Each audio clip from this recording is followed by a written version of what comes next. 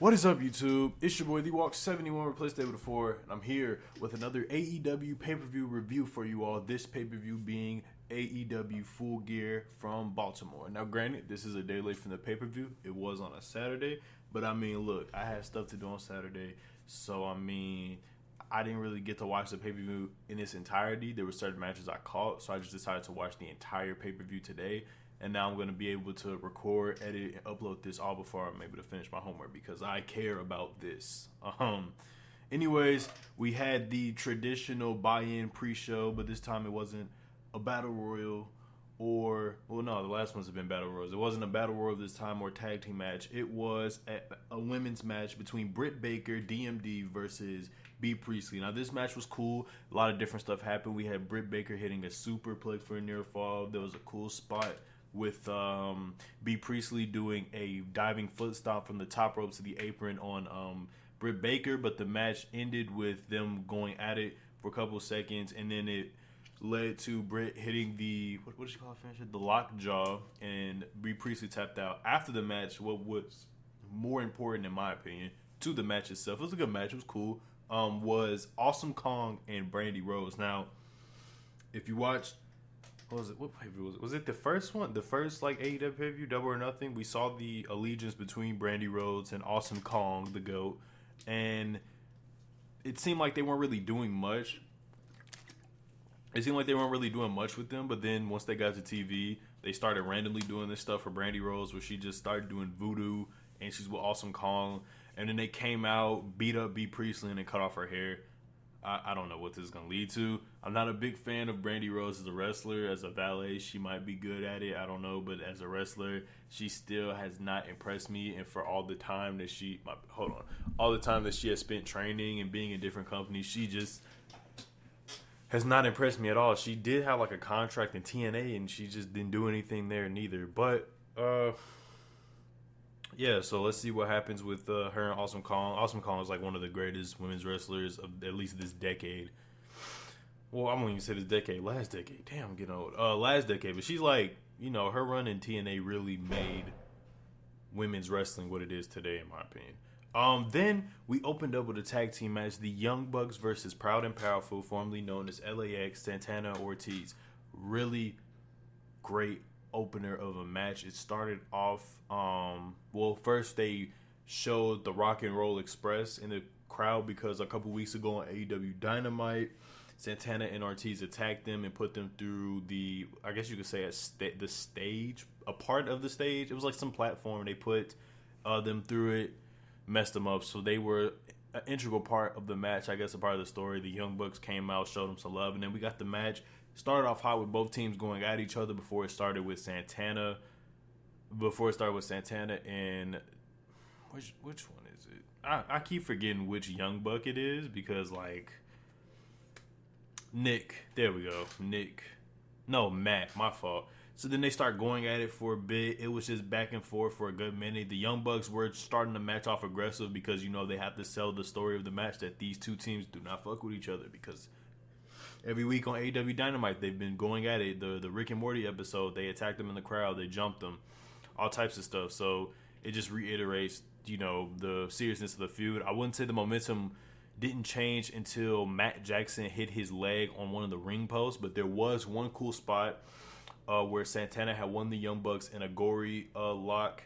And then Ortiz had the other Young Buck in a single leg Boston Crab, and then one of them got on top of the Young Buck, and then he put him in the accolade, or I forgot what you call it. You know, I don't know the technical name of it, but you know, Rusev's finisher. I can't figure out the technical name of it, but you know, the submission. They did that, and that was pretty cool. But then they started working on Matt's knee, and that became an integral part of the match, a part of the story, essentially. There was parts where they were trying to do their usual stuff, like the Indie Taker and the Uncle Dave, the Meltzer Driver. They tried to do it, but Matt fell off the apron, not the apron, the top rope, trying to do a springboard. He fell off, so really sell the knee. Then they tried to get him to jump off the top rope, but it didn't work. And then eventually it led to LAX. I'm not going to call them Proud and Powerful. I'm just going to call them LAX. That's what I know them as. I'm going to call them LAX, and they ended up going for their finisher. and they won the match. But it didn't stop there. After the match, Sammy Guevara came out vlogging, because apparently that's a thing. That's a part of his thing now. He vlogs every show. So he was vlogging, and then they start beating up the Young Bucks. And then eventually, the Rock and Roll Express came out of the crowd. We saw, make sure I'm doing this right. We saw Ricky Morton hit a Canadian Destroyer off of the top rope, not off the top turnbuckle, a springboard essential slingshot Canadian Destroyer. The man is old, and then he had a suicide dive to take out Guevara and Ortiz. Santana got taken out with the Canadian Destroyer. Then they all celebrated. But I'm glad the right team won, and LAX, they deserved it. They needed the win to kind of really establish them, because I don't think they really have had a legit victory. But now this kind of confirms them as a tag team you can take serious. And let's be real, the Young Bucks, even though they are executives, they are putting a lot of teams over. They put Private Party over in that tag team tournament match, so they're actually getting their tag team division reputable, because before a lot of people would have thought that tag team division is just going to be the Young Bucks versus everybody else, but they're actually building other teams up, and the Young Bucks have not been winning big matches. They really, when you think about it, they haven't really won a lot of big matches. They've just been winning your 6-man tag match against Kip Sabian and 2 other people, stuff like that, and other random matches, but they have not won big matches. And I think they're going to keep it that way for a minute, at least, for maybe the first year or so. They probably won't have the elite guys go after titles like that, because they want to reiterate that this is a wrestling company, that there's other people employed that could use opportunities beyond them. But eventually, they're going to start winning the titles, but at least they want to establish other teams first. So I can appreciate that. After that, we got Pac versus Hangman. This feud has stemmed all the way from when AEW first got announced in January. They were supposed to have a match at Double or Nothing. It never happened because who was it? Was it Pac? Yeah, it was Pac. He they had some type of issue. It was random. The whole situation between Pac and Hangman Page, it started off, I think, with Hangman Page trying to sell an injury. But the thing was, Pac didn't want to lose because he was still the Dragon Gate champion at the time. So they didn't want him jobbing out on TV as the champion. So he just withdrew from the pay-per-view. And they ended up having another match at some UK show, I believe. And it ended with Pac taking out Adam Page's knee. So now, and then the first episode of Dynamite, I believe, they had a match. And Pac won that one. And now they have this match. And it's already been confirmed that they're going to have another match at the AEW Nashville show that I'm going to next week. So that should be fun to watch. So this match itself, pretty good. It started off with both of them going at it, throwing each other into the barricades until Hangman Page doing aggressive stuff to Pac. I wouldn't say the momentum didn't really change until Hangman Page hit a suicide dive. It connected. And then eventually from there, Pac started getting more offense in. Start going at it. The crowd's going wild. Then there was more parts of the match. There was another part where Hangman Page went for a moonsault to the outside, and Pac sold it.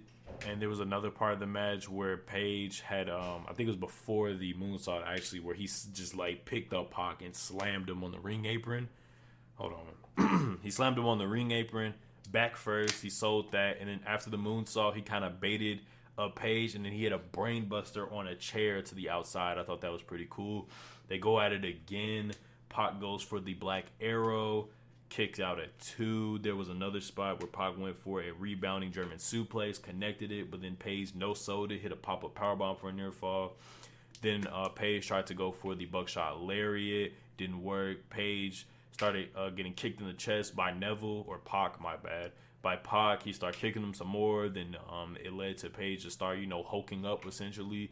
Hit a discus forearm, discus clothesline, and then he hit the dead eye for the victory. So now they are 1-1, and now they're gonna have a third match, essential rubber match, on the Dynamite episode this upcoming week. So that's be interesting. This match was actually really good. I enjoyed it a lot. Their match on the first episode of Dynamite was great. So these two just have great in-ring chemistry, and I know they're going to have an even amazing match in the Nashville show because I'm there.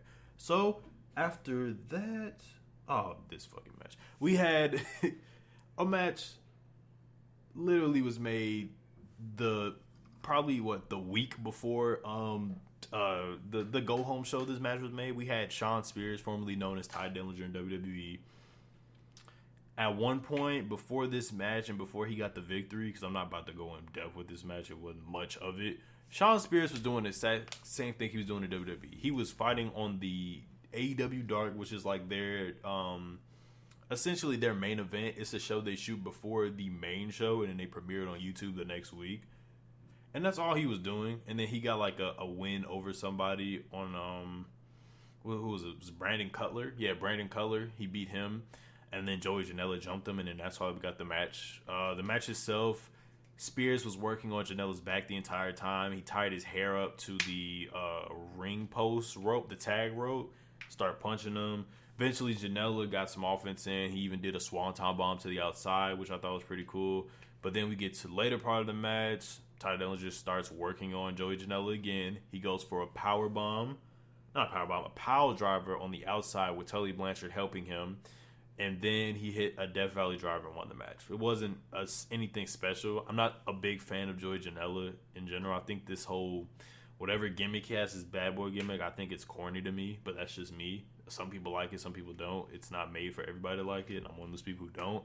Not a big fan of Shawn Spears. Like, I wouldn't say I wouldn't say I dislike him, but I honestly felt like he was nothing more than a gimmick in WWE with the whole 10 count thing. Because then when you actually watch his matches, you're just like, oh, okay. And I feel the same way in AEW. It's just like, oh, he can build the match up. Like, his match with Cody Rhodes had a great build with him turning on Cody Rhodes because, they were best friends and they came up in the business together. The match was cool.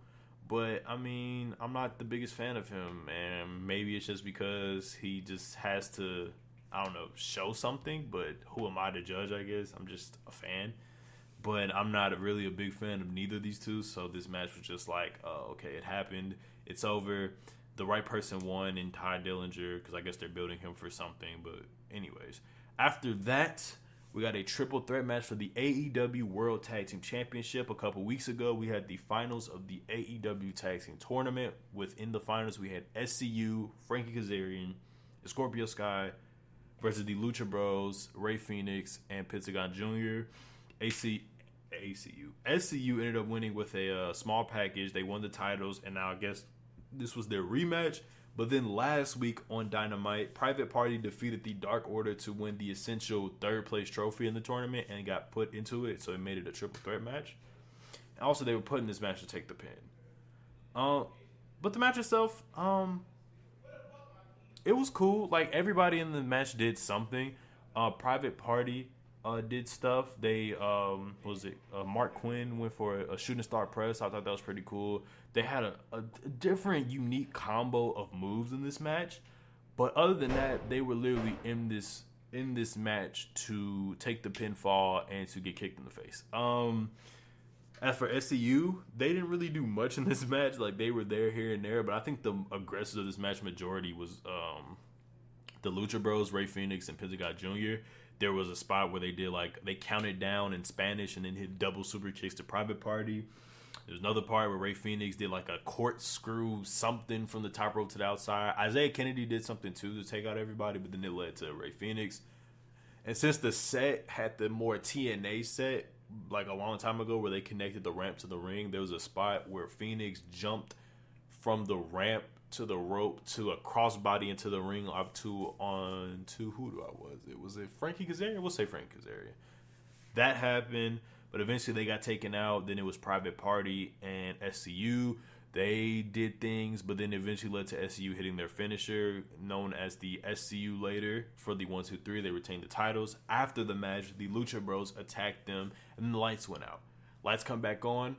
There's a guy dressed up as Phoenix. He's doing all the Pentagon Jr. He's doing all the mannerisms of Pentagon, the Zeto Miedo stuff, and eventually he attacks him, hits his move, takes it off, comes to find out it's Christopher Daniel, because a couple of weeks ago on Dynamite they took out Christopher Daniel and sent him gone, and he wasn't seen on TV since, and now it's great to see him back with SCU, and maybe we'll even get like a singles feud between Christopher Daniels and Pentagon. I think they'll have some fire matches together on TV or on pay-per-view whenever they want to do it. I think they'll have a good feud, and then it could also work in the feud with SCU and the Lucha Bros. So that should be interesting. After that, we got another title match for the AEW Women's title. Riho, the champion, 22 years old, facing Emi Sakura. Now, the story behind this match is that it is student versus teacher. Emi Sakura was the one that trained Riho, and they have said it on commentary so many times that I forgot.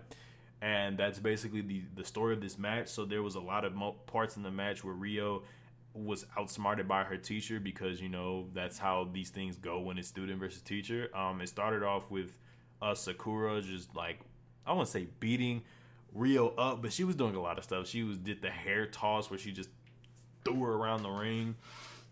Another part of the match, she did like the surfboard thing, but because like her whole gimmick, I guess, is, I won't say based off of Freddie Mercury, but she's a fan of Freddie Mercury because she has the mustache, the broken microphone stand and whatnot. So she ends up doing the part, I forgot which Queen song it was, but she did the whatever that is. I'm black. I don't listen to Queen. So did the stuff. The crowd wasn't doing it at first, and eventually she did it, but it led to some surfboard thing where she put her in a surfboard position, then just started rolling around the ring and kept doing it. I thought that was pretty cool. Riho did some things too. Did a diving foot stomp onto the apron. I thought that was pretty dope. Running knees to the face. There was one part of the match where it looked like Sakura was going to go for I guess you could say like a pinfall, and then it just reversed into Riho just hitting her with another stomp. I thought that was pretty cool. We get to the end of the match. They're both basically just trading roll-up pins, but eventually the student outsmarted the teacher because the end of the match showed Riho hitting Sakura with a hurricanrana, and then it led to a pinfall because they were not going at it. I would say Sakura was going with different types of pin counters and whatnot, but then it eventually led to Riho outsmarting her and winning the match. So I thought that was pretty cool. So Riho retained. Then after that, we got another title match. It's the last title match of the show. Chris Jericho, Le Champion, the leader of the Inner Circle, the master of the bubbly, the GOAT, Chris Jericho, with Jake Hager, formerly known as Jack Swagger, versus Cody Rhodes and MJF for the AEW World Championship. This match has a stipulation because Cody Rhodes cut a promo on AEW that was very passionate, but it did have holes in it that nobody ever seems to want to poke out of it. But there was a point to the promo, but there was a part where he says if he loses the match, then he'll never challenge for the title again. And I thought that wasn't a very good reason to, because usually when people say I'm going to give away my right to challenge for the world title is if you just can't beat this person. Now what he could have said is that I would never challenge Chris Jericho for the world title again, and then that would have been something. But then we get to the match itself. Pretty cool match. It started off back and forth. Cody Rhodes eventually changed the momentum to his side, suicide dive, and then he tried to go for some type of dive to the outside, but he crashed face first onto the ramp, started bleeding, and then that's when the momentum changed to Chris Jericho working on Cody Rhodes. He put him in a what move is it? It's a submission. I forgot the name of it. Oh my god, how could I forget? He just put him in various submissions and he worked on his ribs. But then eventually the momentum will change again. We would get the whole comeback babyface momentum shift, essentially. Cody Rhodes' mother eventually got involved in the match. She slapped Chris Jericho a couple times. Then eventually Cody Rhodes got into it. He started hitting the Dusty Road punches. Then he did the funky elbow to the top for a near fall. Cody Rhodes also hit a crossroads for a near fall. There's another part of the match where Cody Rhodes tried to go for a disaster kick, and it led into a code breaker. Then we get to towards the end of the match. Once again, the referees take each other out. Jericho tries to use the championship to take out Cody. He did, but Cody kicked out of it. Then we get to a part. There was a part in the match where Jake Hager, got thrown out of the match, and then he took out MJF. We get to the end of the match, and it looks like Cody Rhodes was trying to go for something off of the top rope, but then eventually it led to Jericho hitting a Walls of Jericho before he transitioned it into a Lion Tamer. And I like what he did, because once he had him in the Lion Tamer, he starts stomping on his face, and I thought, that's pretty cool. That's some New Japan shit right there. And by the way, Jericho's going to have a match against Tanahashi at Wrestle Kingdom, so I'm going to love talking about that match when I do my New Japan review in a couple months. But he has him in it. He continues to just increase the pressure. And then you see MJF with the white towel. He's yelling at Cody, "Come on, Cody, you got this." You know, the whole babyface thing. Then eventually he throws the towel in, says no. The match ends because what's his face? MJF throws in the towel. Chris Jericho retains the title as a result, and I don't think Cody Rhodes is going to be able to challenge for the title. But like I said, and like what was mentioned to me before, there's always going to be a workaround to this, and I think this is the workaround because John Cena has done this so many times. Like, he put his career on the line, he lost, and then he ended up back in WWE in a month. So it's it's possible for Cody Rhodes to challenge for the world title again. After the match, MJF is crying because he felt like he has let his best friend down. Cody Rhodes stands up with him, lets him know it's going to be all right, and then MJF kicks him in the nuts. I guess you would say, I don't know. I don't think it's considered a heel turn because MJF was already a heel, but he turned on Cody. The crowd booed. It's what MJF needed because if you're going to be a heel, you got to be a heel. You can't be a heel and then be hanging out with the faces and fighting the heels. You're a heel. But after that, he just has a smirk on his face. That's the MJF I know, the bastard. After that, though, there was some WCW shit as the fans threw drinks at him. Somebody threw a beer at him. Now, I don't know where else this would be acceptable, but I guess it works in AEW. He just looked at him. He looked at the fan. I thought he was going to, punch the fan in the face, but no, he just kept walking. And that was that. Then we get to the main event, a match that should have happened back in August, and now we're getting it in November under different stipulations. Jon Moxley, Kenny Omega, an unsanctioned lights out match. The story or the build up to this match was simply they were supposed to go at it back at what was the pay-per-view? All Out in Chicago, but Dean Ambrose got hurt. He had MRSA, some elbow injury, and that eventually led to Kenny Omega facing Pac, and that was a good match too. They had it, but eventually Ambrose was like, I'm gonna kill this man. Lights out. I'm gonna fuck him up. And then they was like, you know what? It's going to be unsanctioned. It's not going to count towards your wins and loss record. And then he's like, all right, bet. Whatever happens to him, it's on your hands. And now they had the match. What a match. There's a lot of dividing opinions, and I'm going to talk about that after I, go, everything that went on in the match. There's a lot of dividing opinions. Some people love this match. Some people hate it. Some people said it's match of the year. I wouldn't go that far. And some people said it's the worst match they've ever seen in their life. I wouldn't go that far neither. But anyways, the match started off high with both of them going at it. Trash cans got involved. People got hit with trash cans. Then I wouldn't say the match went from being your typical unsanctioned match until fucking Jon Moxley pulls out a barbed wire baseball bat and starts hitting Kenny Omega with the baseball bat and even raking his arm. Right? And even that, I was like, oh, okay. Okay, they're getting somewhere. Then eventually Kenny Omega gets his barbed wire weapon, and it's a broom. And his gimmick in New Japan was that he was known as the cleaner. So what does he do? He starts sweeping and mopping Jon Moxley's back with the barbed wire, cutting his back all up, and then steps on it. Then eventually we get to a point in the match where Jon Moxley brings out a chain because... Yeah, he brings out a golden chain. He's choking Kenny Omega out. They're going at it. He chokes him out. He chokes him out with it, but then eventually Kenny Omega uses it to his advantage, and he starts hanging the motherfucker, because fuck it. When you see it, you'll understand why I said that. So he starts sweeping on his back. Then eventually there was a mouse trap board that Kenny Omega got slammed onto, and then he started... overreacting to it essentially. Then eventually Moxley tried to go for a suicide dive, and it was literal suicide because he got hit with the barbed wire broomstick and he started bleeding. It was all types of crazy blood, but not ridiculously crazy blood. So after that, they start going at it again. Moxley grabs an ice pick, and I thought he was going to stab Omega with it, but Omega moves out the way. He ends up stabbing the turnbuckle pad, and it stayed there. Omega hits a Snapdragon suplex. Then Moxley starts doing Moxley stuff, biting Omega's face, but then Omega hit another Snapdragon suplex. Then they go at it. As mentioned earlier, he used a chain to choke him. Then Omega brought out a bag of broken light bulb tubes, glass basically. And it looked like they were going to do something with it. And eventually they did. Got slammed onto it.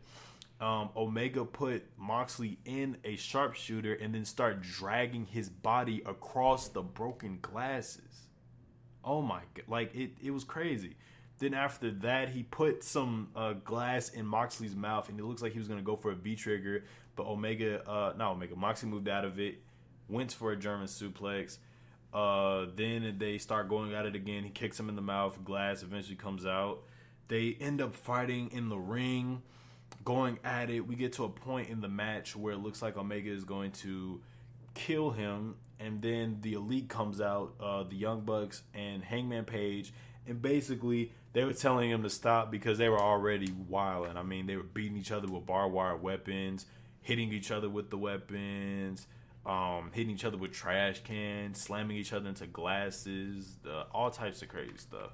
Then Omega was like, nah, fuck that, bring it. Because they were telling him, you sure you want to do this? My man's brings out a barbed wire trampoline. I was like, oh my God. So basically, they start fighting on the ramp, teasing different moves, a V-trigger, a paradigm shift, all types of stuff, and eventually led to Omega suplexing, or I guess this would be a superplex, either or, a suplex off of the ramp onto the barbed wired trampoline, and both men go down. Then eventually they had the Young Bucks and I wouldn't say producers. I don't even know what you would call them. I guess security or just like ring technician people or whatever, pulling both of them off of the barbed wire trampoline.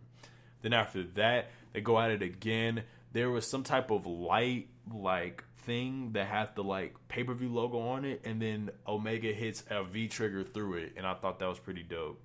Then eventually they get back into the ring. They go at it. It leads to Moxley cutting up the ring and letting the wood that's under the ring, under the padding, expose. And then they start going at it. We saw, let's see, what was first?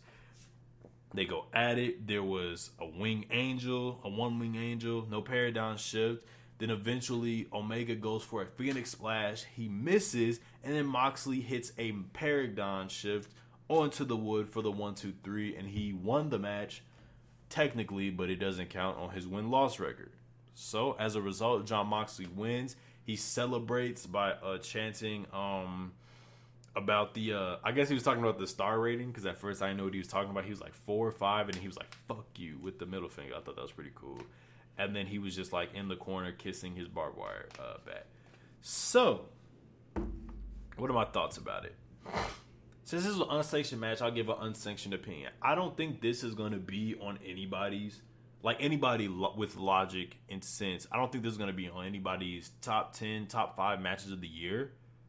I think this was just a match for them two to just go all out. And I don't think it was meant to be looked at as a,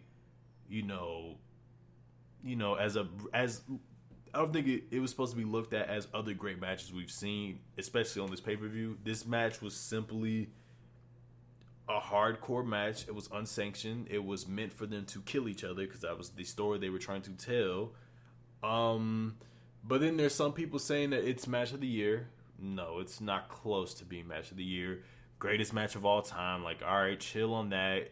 Some people said it was horrible, and I get why, because it was literally them doing unnecessary stuff. But I mean, if you know Jon Moxley, then you know of his hardcore background. The man was in CZW getting his face cut open. He was going through all types of crazy stuff. Like, it was essentially a CZW match, GCW, ECW, all that hardcore shit. That's all it was. It was just like a hardcore match. I don't look at it as I look at, say, Kenny Omega and Okada, AJ Styles and John Cena. I don't look at it like that. I just look at it as its own match. It's a match that happened. It was good for what it was, but I don't think people should really be mad or happy for it. Just be like, it's a match that happened. It was good to see for some people, but it is what it is. But anyway, guys, I'm over with the video. Is that it? Yep. That's Full Gear. I thought the show was great. A lot of the matches hit. The only match I would say I didn't like was the Ty Dillinger aka Shawn Spears and Joey Janella match. Other than that, every match delivered in some right, and I really enjoyed that. What was it, November? Ooh, okay. So, like I said, Wednesday, I got the AEW Dynamite in Nashville that I'm going to be going to. That should be fun.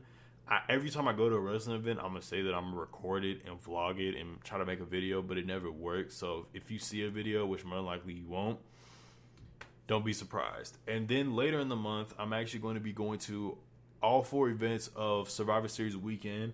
And it's also 2 pay-per-views I have to review. Survivor Series, because now it's Raw versus SmackDown versus NXT, and NXT TakeOver War Games 3 or 2019, whatever you prefer to call it.